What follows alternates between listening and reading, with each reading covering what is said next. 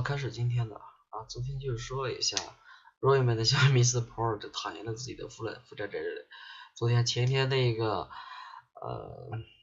他的妹妹，这个 A 先生的妹妹，他也向他坦白了一些东西，说他穷，然后他把银器偷去卖多少钱，然后这个也是说到钱的问题然后呢，现在就是这个管家的怀疑。走吧。On arrival at the Larches, Poirot's housekeeper told us that Parker was already there. As we entered the drawing-room, the butler stood up respectfully. "Good afternoon, Parker," said Poirot pleasantly.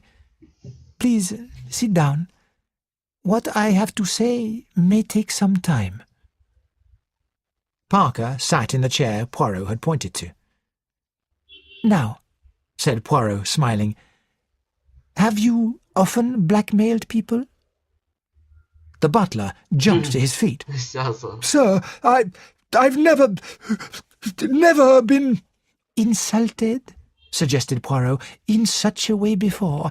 Then why, my excellent Parker, were you so anxious to overhear the conversation between Mr. Ackroyd and Dr. Shepherd the other evening, after you had heard the word blackmail?" "I wasn't, Who did you work for before Mr. Ackroyd?" Poirot demanded suddenly. Major Ellerby, sir." "Just so." 又出现了一个了 Major Ellerby， 这是管家的前一个主人。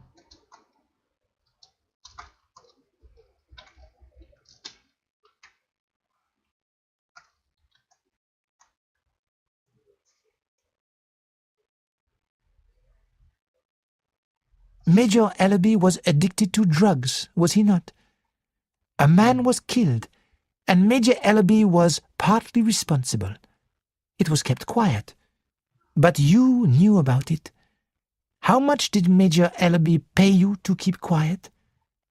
You see, I have made inquiries," said Poirot pleasantly.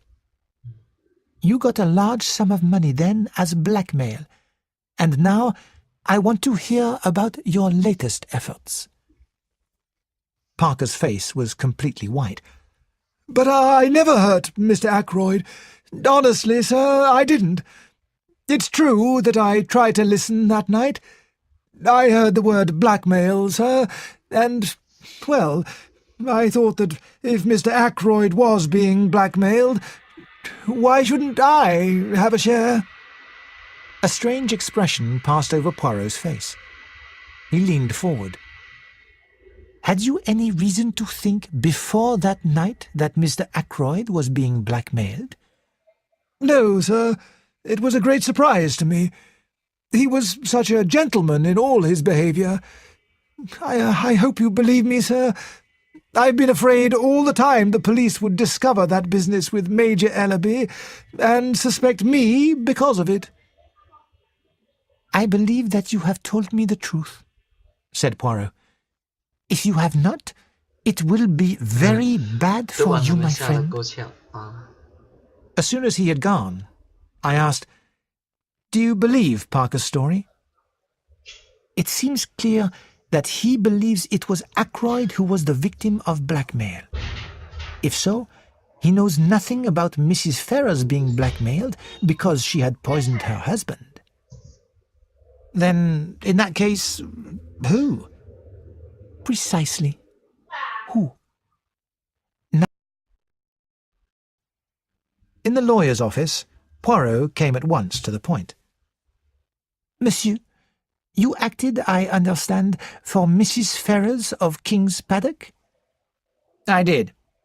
"I thought so. Now, I would like you to listen to the story Dr. Shepherd will tell you. My friend, you do not mind repeating the conversation you had with Mr. Ackroyd last Friday night, do you?" "Not at all," I said. Hammond listened with close attention. "Blackmail," said the lawyer thoughtfully. "I suspected that might be the case." "Monsieur," said Poirot, Could you please give us an idea of the actual money paid to the blackmailer? During the past year, Mrs. Ferrers sold shares. The money for them was paid into her account and not reinvested. I once asked her why not, and she said that she had to support several of her husband's poor relations. And the amount? Asked Poirot.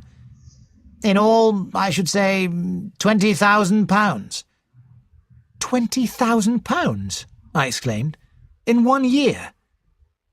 Mrs. Ferrers was a very wealthy woman, said Poirot. And the penalty for murder is death by hanging, and a murderer she was. I thank you, Monsieur Hammond, said Poirot, standing.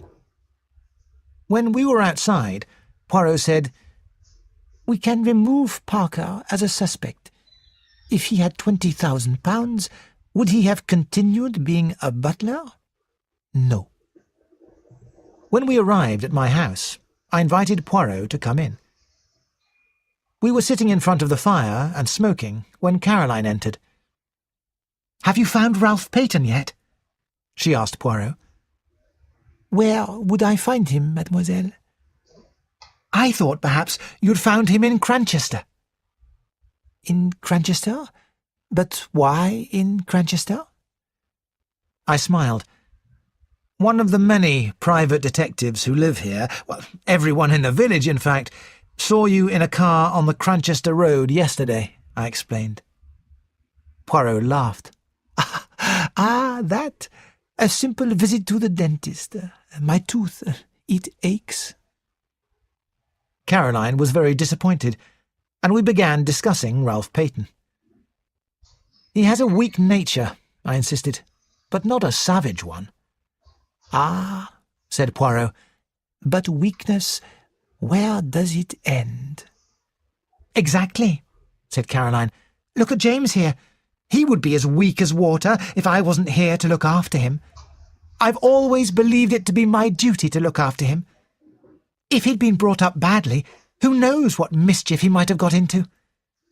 Now, as far as I can see, of the people connected to Fernley, only 2 could have had the opportunity of murdering Roger, and that is Ralph Peyton and Flora Ackroyd. Parker met her outside the door, didn't he? He didn't hear her uncle saying good night to her. She could have killed him before she left the room. Caroline, I'm not saying she did, James. I'm saying she could have done. As a matter of fact, I don't believe she'd kill even an insect. But there it is. Mr. Raymond and Major Blunt have alibis. Mrs. Ackroyd's got an alibi. Even that Russell woman has one. So who is left? Only Ralph and Flora. And whatever you say, I don't believe Ralph Peyton is a murderer.